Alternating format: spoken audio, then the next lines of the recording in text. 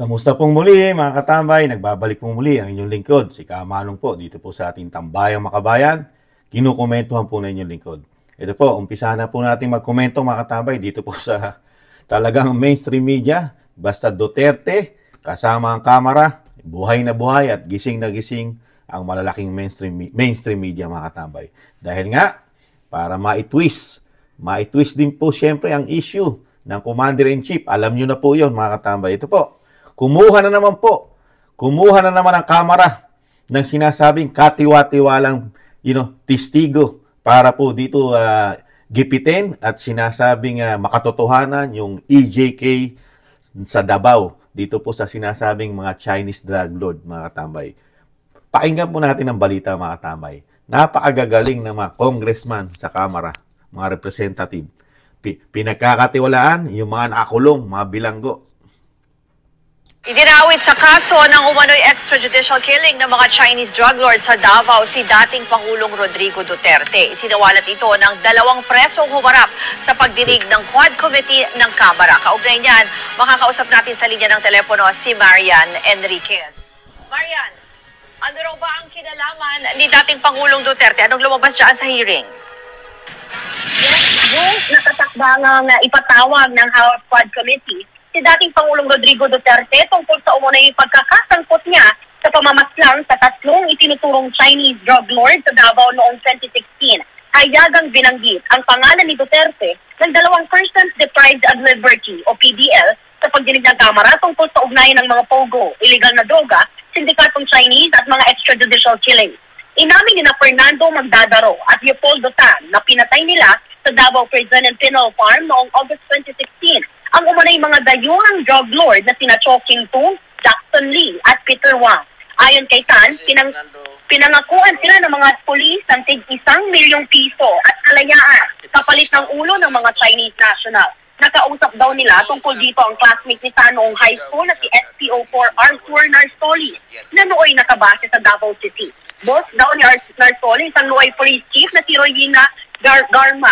August 13, 2016 daw, nang dalhin ni Tan at Magdadaro sa Bartolina at isama sila doon sa 3 Chinese kung saan nga nila ito pinagpapapatay. Pagkatapos nito, narinig ni Tan na may tumawag sa warden na sumundo sa kanila at sigurado raw siyang boses ito ng dating Pangulo. Kasunod nito, nagmusyon ng Senior Deputy Speaker na si Aurelio Gonzalez para maipaliwanag ni Duterte ang kanyang sarili sa komite. Ipatatawag din ang mga pulis at iba pang opisyal na binanggit ng 2 PDL. Samantala, tinawag namang demolition job sa mga Duterte ni dating Presidential Legal Counsel Salvador Panelo ang akusasyong ito. DP Panelo, Totoo naman mga tama, demolition job. Alam na po natin yan dahil sinabi na mismo ng Vice President yan, di ba mga katambay, na power, alam niyo na, kapangyarihan, pag ayaw na nilang mawala sa kanila, talagang gagawa po ang mga yan, ayon kay Vice President, kahit kasinungalingan, para lang po maging totoo. Dahil nga, gamit na gamit po nila, di ba? Komento ni Kamano, nasa kanila po lahat, pati media, malalaking media. Kahit ano po sabihin nila, pinaniniwalaan na po agad ng sinasabing media. Saka sino naman maniniwala mga katambay? Kayo po tatanungin ni Kamano. Maniniwala po kayo rito? Karamihan po rito sa Kongreso, sa Kamara, ang ating mga representative, ang mga congressman. Karamihan po dyan, abogado. Kaya lang po, nagiging mga bobo at tanga yata. Mga katambay. Dahil puro hearsay ang sinasabi. At sinong tangang presidente, mga katambay, ang direktang tatawag na nakakulong ka at tatawag at narinig mo pa. Tatawag para mismo ang presidente kumausap sa'yo. Para patayin. Yung sinasabing mga Chinese. Doon, pagka ito na kin-cross examination, itong mga ito, na cross na ito, ng mga magagaling na abogado, hindi, kahit sa piskal, hindi, uusad itong kaso na ito. Hanggang Kamara lang, mga tambay. Hanggang Kamara lang ito. Hanggang exposure, demolition job sa mga Duterte. Hindi nyo ba napapansin? Dahil nagiging tanga na po at bobo yata. Komento ni Kamano, para po mga bobo na at tanga ang mga congressman natin, mga katamay. Dahil wala na po silang alam kuning ebidensya at ipaniwala sa mga tao, doon po manggagali sa kulungan. Dahil yung isa, yung anak, saka yung manugang ng dating Pangulong Duterte, ang matibay na ebidensya rin nila kinuha, bilanggo rin. Nasa kulungan. Tapos pagdating dito sa matandang Duterte, sa dating Pangulong Duterte, bilanggo na naman ang kanilang mga testigo.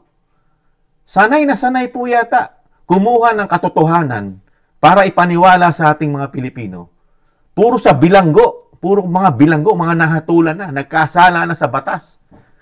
Mga habang buhay na ang kanilang kaso, ang kanilang hatol. Pero yun yung kukunin ng mga kapitapitagang mga congressman at representative ng ating kamara.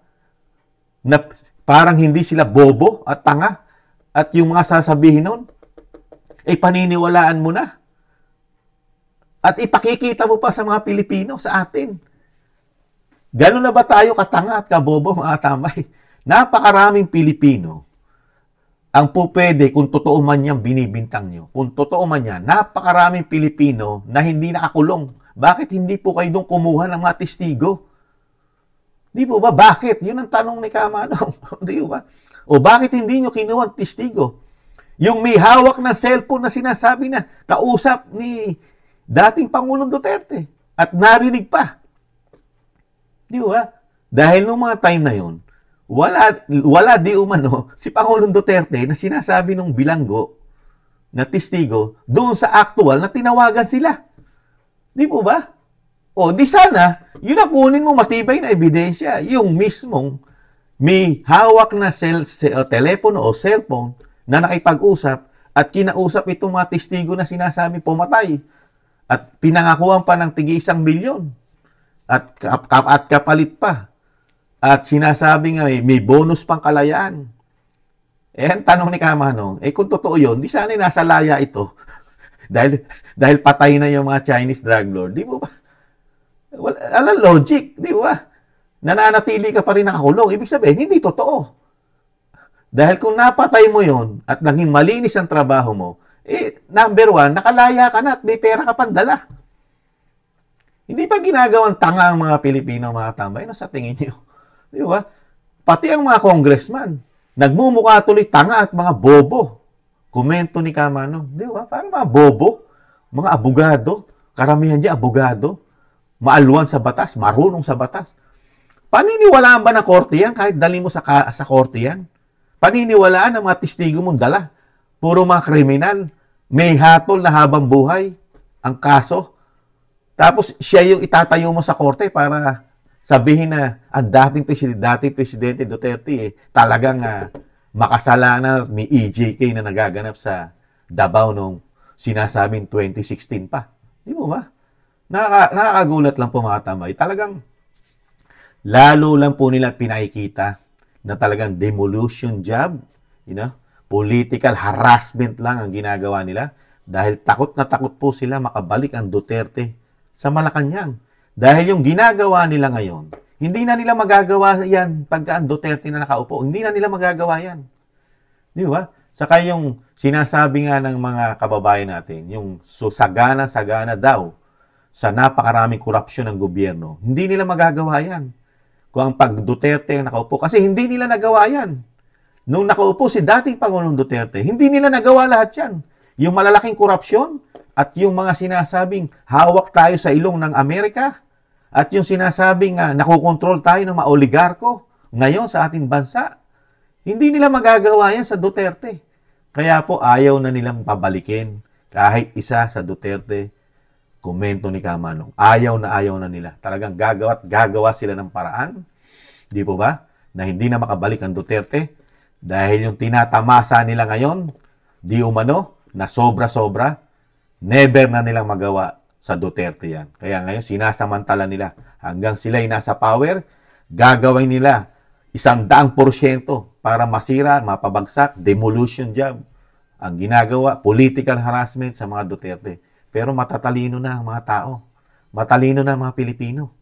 Lalo yung mga OFW, nating mga kababayan. Gising yan. Nagmamasid yan.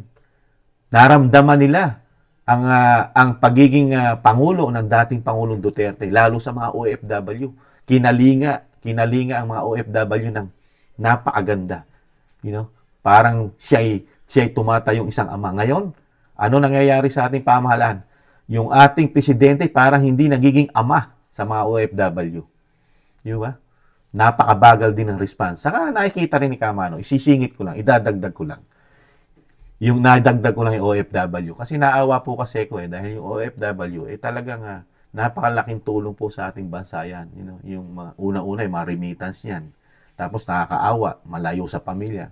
Tapos, pinakikinabangan ng gobyerno. Pero yung response, napakabagal, di ba? Ibang-iba talaga nung panahon ni Pangulong Duterte. Kaya hindi natin makitaan, komento ni Kamano, yung pagiging ama, leader ng pamahalaan ng bagong Pilipinas. Pero ibalik na natin dito ngayon mga tambay. Isa pang nakikita ni Kamano, mga tambay, komento ni Kamano. Isa rin po ito. Isa rin dahilan ito. Maliban po sa demolition job, political harassment, pabagsakin ng mga Duterte para hindi na makabalik sa pwesto, sila-sila na lang. Di ba? Isa rin pong senaryo rito para pong maitwist. Hindi na pag-usapan. Di ba? Dahil nga, hindi ang social media, hindi nawawala ang issue ng droga ng Pangulong Marcos. Araw-araw halos pinag-uusapan sa social media. Kahit sabihin natin na news blackout, naka-news blackout sa mainstream media, ang tao, mas marami na ang tumatangkilik sa social media. Yun po ang totoo, real talk, kaysa po sa mainstream media. Kaya kung sasabihin natin, mga katambay, at ipagmamalaki ng pamahalaan ng bagong Pilipinas na nakontrol na nila ang mainstream media at sinasabing secured na ang kanilang mga kapalpakan, di umano, at ang kanilang mga korupsyon, nakasecured na kasi naka-blackout na sa mainstream media lahat at wala nang nagiging oposisyon dahil blackout. Hindi totoo yan, mga katambay. Ang real talk, ang realidad, mas maraming Pilipino, mas maraming porsyento ng Pilipino, mas tinatangkilik ang social media. Di po ba? Dahil yung mga matitinong vlogger, matitino sa social media na hindi bayaran, katulad ng GCash, saka ng Isimada vlogger, mapagkakatiwalaan ng mga Pilipino na tumatangkilik sa social media. Dahil nakikita nila ang realidad, nakakausap, nararamdaman ng mga Pilipino yung nangyayari mismo sa pagpapatakbo ng bagong Pilipinas na dumidirekta mismo dito sa mga vlogger. Di ba? Hindi katulad ng mainstream media. Komento ni Kamano, baka nababayaran, nabubusala, kaya nagkakaroon ng news blackout. Pagka kapalpakan na at yung sinasabi dignidad na ng pamahalaan, lalo ng Pangulo, ang magiging issue, malabo nang makalabas po ito sa mainstream media. Hindi mo napapansin. Pero sa social media, yung hindi nabubusalan, hindi nababayaran, katulad ni Kamanong, direct to the point sinasabi ni Kamanong, yung nakikita ni Kamanong at na-experience ng mga kamag-anak ni Kamanong, yun yung aking saloobin. Yun yung aking komento. Dahil katulad ni Kamanong, nakita ni Kamanong kung paano magpatakbo yung previous administration, lalo sa mga OFW. Di mo ba? At yung sinasabing pangangailangan ng ating bansa, pagkain, trabaho, hindi tayo bumulusok pataas ang ating mga bilihin, di ba? Ng 6 na taon. Yun yung comparison na hinahanap natin. Pero yun, hindi inilalabas ng mainstream media yan. At hindi tinatrabaho ng Kamara yan at ng Senado para solusyonan yung pangangailangan ng mga Pilipino. Ang sinusolusyonan nila, yung kapakanan nila. Real talk, yung kapakanan lang nila. Manatili sa power. Manatili sa sagana. Sa sobra-sobra.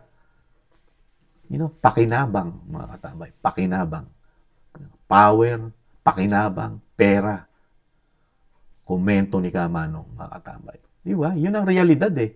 Kaya yung ginagawa ritong demolition job, ang maniniwala na lang dito, yun talaga sobra-sobra.